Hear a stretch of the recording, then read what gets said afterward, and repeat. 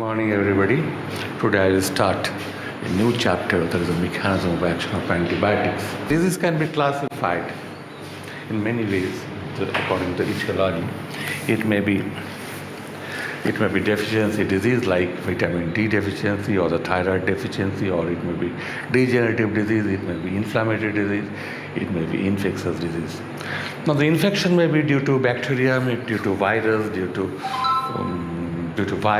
fungus.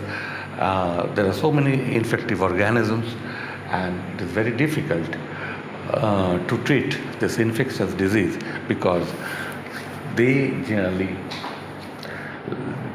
lie inside the body, and body itself, all the cells of the living organisms. So to treat infectious disease is a very problematic topic. Now, the first concept of the antibiotic or the chemotherapeutic came by the Paul Ehrlich sometimes in 18th century. What he did, he was staining the bacteria, and what he has seen that when the bacteria are stained by the methylene blue, on that time the nucleus are stained, the bacteria are killed. So that gave him a concept that even the bacteria can be killed. Now, if you see, as I said earlier, the treating infectious disease is very difficult because we are killing a living organism inside a living organism, and different targets of killing this may be theoretical targets, what you call the class 1 drug, what the class 1, class 2 and the class 3. The class 1 drug, if you target, say in the human body or in the bacterial cells, there are certain metabolic pathways, for example, tricyclic acid pathway. If you try to target the tricyclic acid pathway just for killing the bacteria, on that time you're in the wrong foot. Therefore, the class 1 drugs are not a good drug. The second target is the metabolic target, as for example, the bacteria and the human beings both require folic acid, but their sources are different. The sulfonamide, they belong to the class 2 drugs, and here you can also say that all the newer drugs which target the DNA, because the DNA of the bacteria and the DNA of the human beings are a little bit different, though their purpose is the same. They synthesize protein through RNA. And the class 3 drugs is the cell wall of the bacteria and the human beings, the living beings, totally different. Therefore, there is a very good target, and this target area is approached by the scientists to get good number of antibiotics, and they are successful to a large extent. But what is chemotherapeutic? Any chemical compound which is used for killing bacteria or the fungi or the cancer cells is called the chemotherapeutic, and any substance which is obtained in a very minute amount, obtained from any bacteria, fungus or actinomyces, and used for killing any other bacteria or the fungus, we call them antibiotic. The minute quantity word is very important because bacteria also liberate hydrogen peroxide or the alcohol, but just to kill the bacteria by the hydrogen peroxide or this alcohol, the quantity required for killing the bacteria is excess. Therefore, in the term antibiotic, which was coined by the Waxman who discovered the streptomycin from Streptomyces gracias, a fungus, and he said the antibiotics are the substances which are required in a very minute quantity to kill the bacteria in the body. And the observation made by the pasteur, what is said, that when the urine is contaminated by something on that time this urine culture is very difficult. Now, regarding the antibiotic or the chemotherapeutic, two terminologies are very frequently uttered. One is the static and the cidal. Static means they seal, they inhibit bacterial division, and cidal means they kill the bacteria. If it seizes the bacterial division, we call it the bacteriostatic, and if it kills the bacteria, we call it the bactericidal. Bacteriostatic drugs are better if the human or the body's immunity is good, because rest of the defense is taken over by the immunity. But the cidal is more effective when the body immunity is compromised. Now, keeping this in mind, now, what's the difference between the bacterial cell wall and the human cell wall? The bacterial cell wall, the bacteria, say this is the bacteria, there is a cell membrane, and outside the cell membrane there is a cell wall. There is a cell wall. And the cell wall synthesis starts from within the cytoplasm with the help of DNA and RNA, and these are ultimately produces the bacterial cell wall. So if you can inhibit the bacterial cell wall synthesis, on that time the cell wall will be disrupted and the bacteria will be ultimately killed. Now, how the bacterial cell wall they look like? How they look like? Say N-acetyl muramic acid and N-acetyl glucosamine acid, they are combined together, what we call the transglycolation.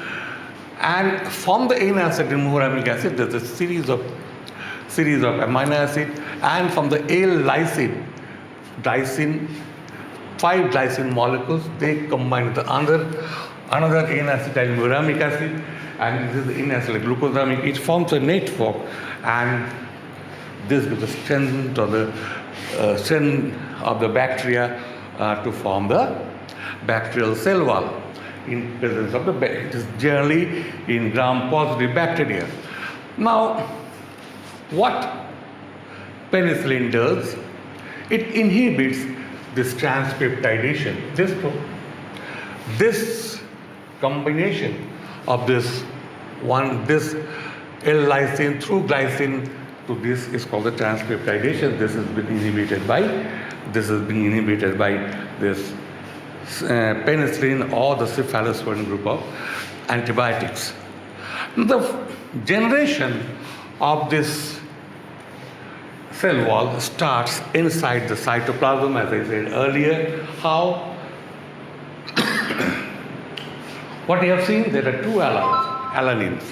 So L-alanine combines with the converted to D-alanine. And what is the process called? This is called the racemization. And the enzyme is the alanine racemase. Now these two alanine, they combine together, and the enzyme involved is ligase. Now it goes, UDP is this glucosamine phosphate it derives your energy. It is converted to UDP, what I said, muramic acid, and this conversion is done by the enol pyruvate transferase. Now this 5 amino acid, they combine to the UDP-M, and this UDP-M, with the help of the bacteriophenols, which causes phosphorylation to produce muramic acid and these 5 pentapeptides. Now this through the bacteriophenols passes to the cell wall, and they produces your muramic acid, glucosamine, and this pentapeptide they produces like this. Now this ligation of alanine to alanine is inhibited by, or this conversion of L to D alanine is inhibited by antibiotic cycloserine. Now this glucosamine is converted to muramic acid, and here it requires an enzyme, what we call the enol pyruvate transferase. This is inhibited by phosphomycin. Now it goes to the cell wall itself. These events are going on inside the cytoplasm, it goes to the cell wall through the bacteriopenol, and this prolongation of the chain is called the transglycolation, and this is inhibited by the antibiotic vancomycin. And this phosphorylation of the bacteriopenol is inhibited by bacitracin acid.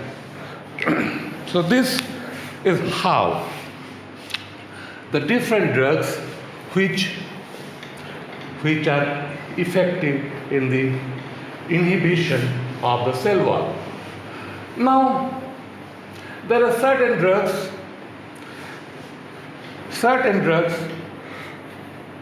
as I said, it's the class 2 drugs. Class 2 drugs, they generally target the metabolic pathway. And what is the metabolic pathway? It's the PABA, para-aminous benzoic acid, is converted to dihydrofolic acid, is converted to tetrahydrofolic acid, and this is ultimately converted to DNA of the bacterium. And this tape is blocked by the sulfonamide, and this tape is blocked by the trimethoprim. And when you give this two drugs, sulfonamide and the trimethoprim, it gives a synergistic effect, and this we call as the co-trinoxazole, is a combination in the ratio of 1:5. Now there are certain drugs which, instead of targeting the cell wall or the metabolic pathway, they target the synthesis of the protein. And those drugs are aminoglycosides,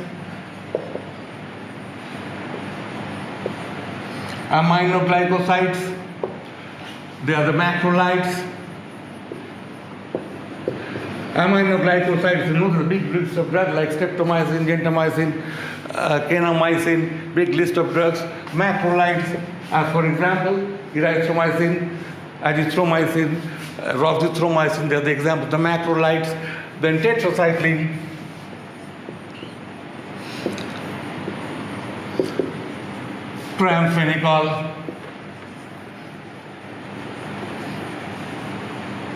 phenicol, they all target the protein synthesis. Now how? Now, inside the bacteria, what happens?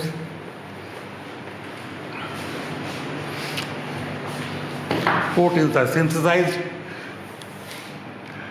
Out of that, aminoglycosides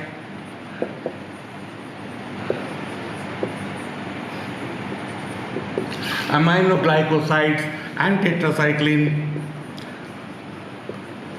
they target the 30S ribosomal subfraction, and chloramphenicol,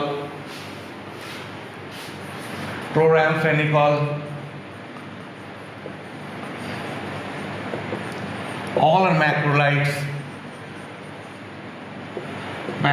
The examples I have given, the erythromycin, azithromycin, roxithromycin, they target the 50S ribosomal subfraction. And generally, the drugs which target the ribosomal subfraction, they are generally bacteriostatic. If you give aminoglycoside, which is basically a bacteriostatic, you combine with the penicillin, on that time it becomes a its activity, it gives a synergistic effect. Generally, bacteriostatic drugs, antibiotics, shouldn't be combined with the bactericidal drugs, with some exceptions. There are certain bacteriostatic drugs which are dose dependent. In lower dose they are bacteriostatic, in higher dose they become the bactericidal. Now, there are certain drugs, they target the DNA dependent RNA polymerase,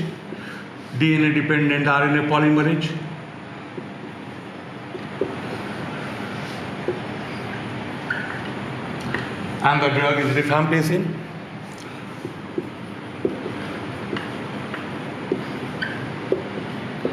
Generally, what happens from the DNA, RNA is produced, and from the RNA, the different amino acids are produced, and this is the target where the rifampicin are effective. There are certain drugs which intercalates. The DNA, you know, is a double-stranded helix.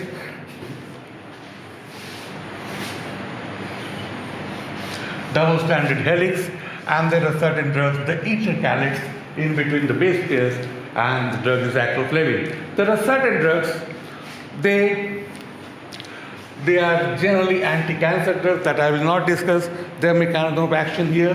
There are certain drugs, what they do, they so this is the DNA.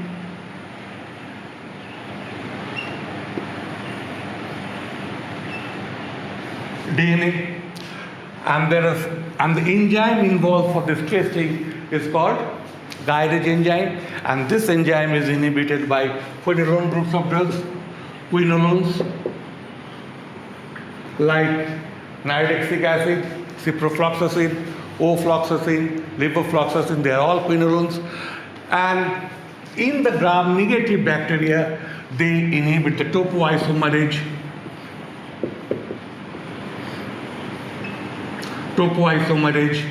2 enzyme, and the gram-positive they inhibit the topoisomerase 4 enzyme, and they have got the different activities. The reverse twisting and nicking is done by the 2, and resealing is done by the 2 and 4, and this is how the different antibiotics are effective. So this is in brief the mechanism of action of the different antibiotics. Actually, if you look into the protein synthesis, protein is consisting of amino acid. What happens?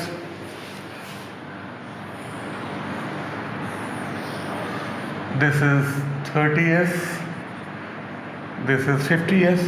It doesn't mean when they combine together they become 17 bacteria. And in human beings, this is 50 and 40, it becomes 80. I may be wrong, you can just consult your book. What happens? There are 2 sites.